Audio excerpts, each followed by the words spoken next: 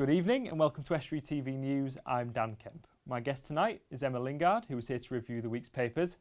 But first, it's over to James Dunn for the news. Hello, in the headlines today, a viral video dragging Grimsby's name through the mud, and protesters say they're willing to be arrested after the decision on a drilling site in East Yorkshire. Social media users are outraged by a prank video they think gives Grimsby a bad name.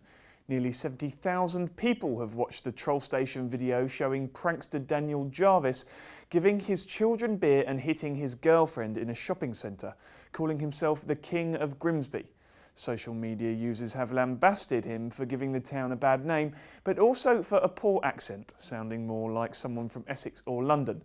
Jarvis said the video is just a joke and that they chose Grimsby simply because it's the subject of a highly anticipated spoof by Sacha Baron Cohen. Grimsby Chev! Grimsby Chev! I'm the King of Grimsby, everyone! There's a link to the full video on our Facebook page. Tell us what you think. Environmentalists say they're willing to get arrested in protest after the council voted to allow work to continue at a site near Walkington. East Riding of Yorkshire Council voted 11-1 in favour of allowing Rathlin Energy to continue drilling for oil at Crawberry Hill. They applied for a 2-year extension, but Planning Committee Chair Councillor Phyllis Pollard recommended it be reduced to 18 months.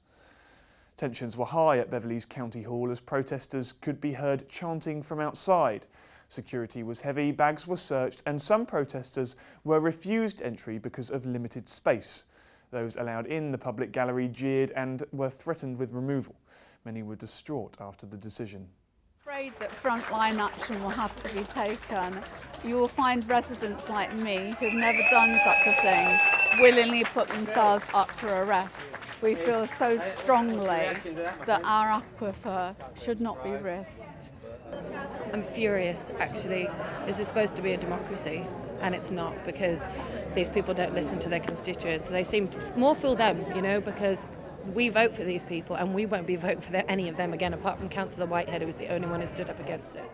Drinkers at pubs and clubs in Cleethorpes are being encouraged to take a short break from alcohol on a Friday or Saturday night on the town. 3 bars in the resort will be looking for people who have had too many and offering them a soft drink as part of a joint initiative with the council. It started at the weekend and the council hopes to extend it to more premises before the Christmas period, which is notorious for heavy drinking. Lincolnshire is the home of one of Britain's finest literary figures, Poet Laureate Lord Alfred Tennyson.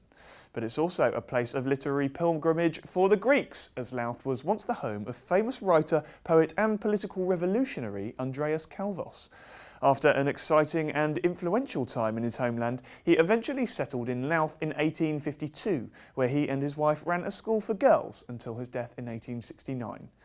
Dr. Victoria Solomonidis, cultural counsellor of the UK Greek Embassy, came to Louth last week and gave a special lecture describing the special links between Greece and Louth. The restored monument at the graveyard and the plaque at the Louth Museum, Greece is present in Louth. For me to come visiting is always a joy because I've made so many friends and people here are so warm and so friendly that Calvus is the excuse. And finally, you're never too old to get creative, but unfortunately too many people feel they might be too young. That's according to the North Lincolnshire Art Society, which has been running since 1941, but needs new members to secure its futures. Their oldest artist is in his 90s, but out of more than 90 members, none are younger than 40. Well, let's face it, all of us get old, you know. I mean, when you get to my age, I mean, at some particular point, I mean, you're going to get to a point where either you don't want to paint or you're perhaps too old or the memory's gone or what have you. So we definitely need new members to be able to sort of come up and sort of keep everything going. I mean, the lovely thing is, if you get sort of a younger person come in, they've got different ideas, they've got new thoughts on most things. And if you want to see some of their paintings, they currently have an exhibition at St Peter's Church in Cleethorpes, running until October the 15th. Well, I'm afraid that's all we've got time for today, but don't forget to get in touch if you've got any stories for us. From me, bye for now. Well, my newspaper reviewer probably needs no introduction. She's the star of Lingard's Lincolnshire Rambles, which sees her looking wistfully over landscapes and exploring history. She's also the news editor of Estuary TV. It's Emma Lingard. What an introduction. Thank Well, you, Dan. I'd love to say I wrote it myself. So our first story this week is in the Hull Daily Mail about the Australian boundary referendum. It is. Well, this is probably one of the big stories, isn't it, of this week? I know you covered it for the news, whereby 96.5% basically said no to the boundary change, which, if my memory serves me correctly, is obviously the east parts of the East Riding being swallowed into the Hull City Council boundary. That was areas like Heddon, Ellerton, Cumbrough, Swanland, Ferriby, West Ella, places like that, Willoughby, Cottingham. And obviously 96.5% said no, they didn't want to be part of Hull City Council. So obviously in you know, after the end of this referendum, Stephen Parnaby, who was the leader of the East Riding, has basically called on Hull, and this is his words, to shut up about the city's boundary after the conclusive public vote. And I know inside there's a picture there of the smiling people who obviously are very delighted not to be part. It's a strange one really, because obviously Hull is in the East Riding, but they merely didn't want to become part of the Hull City Council, did they? And obviously the way that they operate as an authority, which I suppose could be complicated to anybody that doesn't live there. 51,000 people that voted no is pretty conclusive. It is really. And I know these things are quite heartfelt, because obviously we've had in the news as well this week that the Royal Mail have dropped Humberside from the business postal database. And I know that gets people's backs up, because even now, the fact we've got Humberside Police, Humberside Fire Brigade, but it was the cost of being able to change their names that never happened in the end. So yeah, it gets very emotional. Shows that people really care, doesn't it, I suppose? It does, because you're talking about where people live, and they do get very strongly emotive about those subjects. So yeah, that's been an interesting one this week. Right, and next up you picked a story from the Driffield Times, I believe. What's this all about? The Driffield Times. Now this was the cattle market story, wasn't it? Which also, I have to say, is in the Louth Leader, because both of these market towns have got cattle markets which are obviously no longer used for what they originally were, and they've all been earmarked for supermarket developments.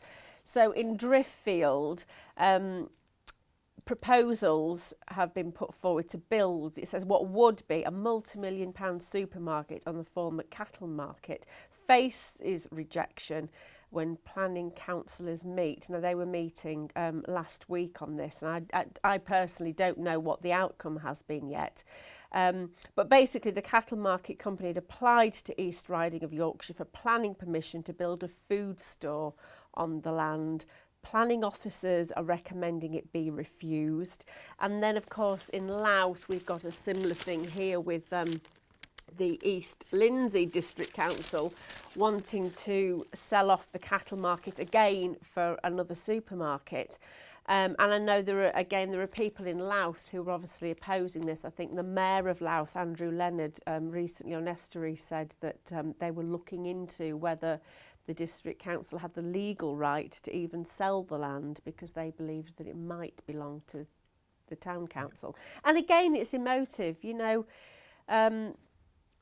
People talk about wanting amenities, but there's also that threat of the death of the high street, and do they want supermarkets on their doorsteps? Something that I suppose seems particularly interesting to these people in the market towns. I think Beverley had something similar about 10 years ago with Tesco's. They built on their old cattle market site. Right. And it seems to be this kind of level of town that are quite idyllic places that have these issues more than anywhere else.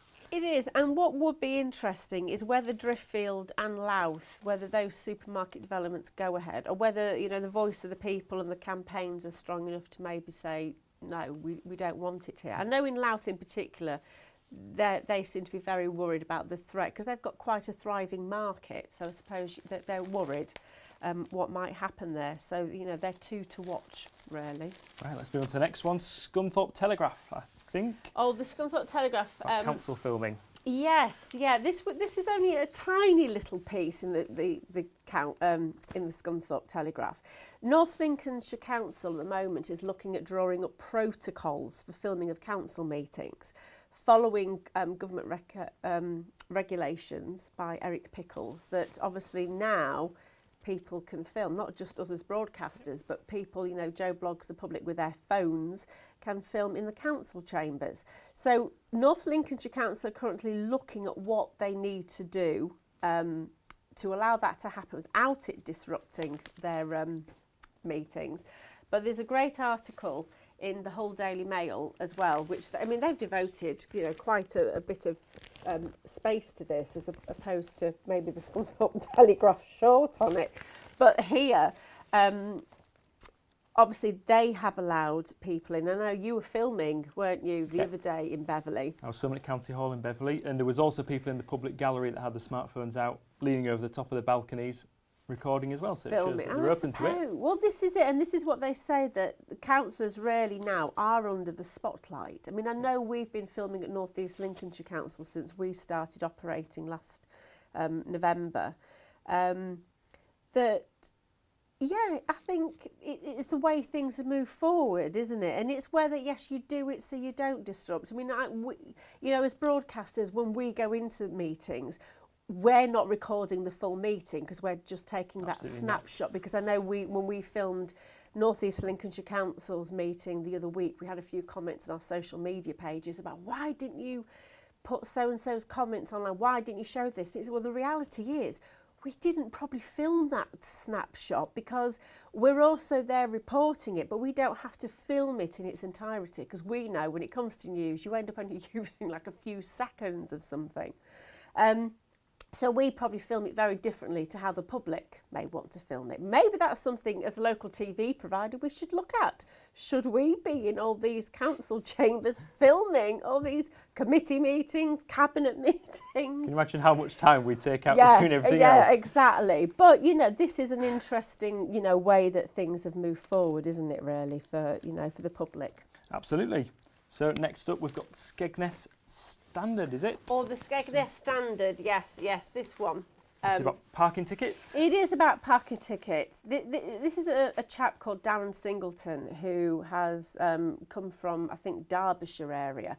And he'd gone to Skegness, which he says he constantly goes to Skegness to visit. He had parked near the seafront in the hope of winning a Spider-Man toy for his young son. And while he was doing this mad dash into, he got a parking ticket. He basically got this, I think it was a £50 parking fine, reduced if he paid it so. And he appealed against it because he thought because he was a few minutes late that they might show a bit of compassion. And this is the right attitude because I had to do a double take when I first saw this because I did think that looked like one of our reporters, Dave Nunn. I thought maybe we'd send him to Skegness and he got a parking ticket. I didn't know he'd got a child there. No, but I can sympathise with that guy because I got a parking ticket once on a job that I did. I'd parked outside the place where I was filming. There was a delay with the celebrity that was coming to open it, and I was stood there as she was giving the ticket out while I'm filming an interview. And they didn't let me off. So I can sympathise with that Absolutely. man. And finally, we've got a really quick one for the Bridlington Free Press. Oh, yeah, Bridlington Free Press. It's a history one, you see. This is Rudston Heritage Centre, which has just opened to the public in the church there. They've had £50,000 from the Heritage Lottery Fund to create like a visitor centre showing all of its history. And I thought, what a fab idea. OK, we'll have to leave it there. Sorry, but a very interesting story. And that is it from us tonight. If you have a story, contact us via email, news@estuary.tv, or contact us through our social media via Twitter or Facebook pages, or pick up the phone and call 01472 315 561. Goodbye.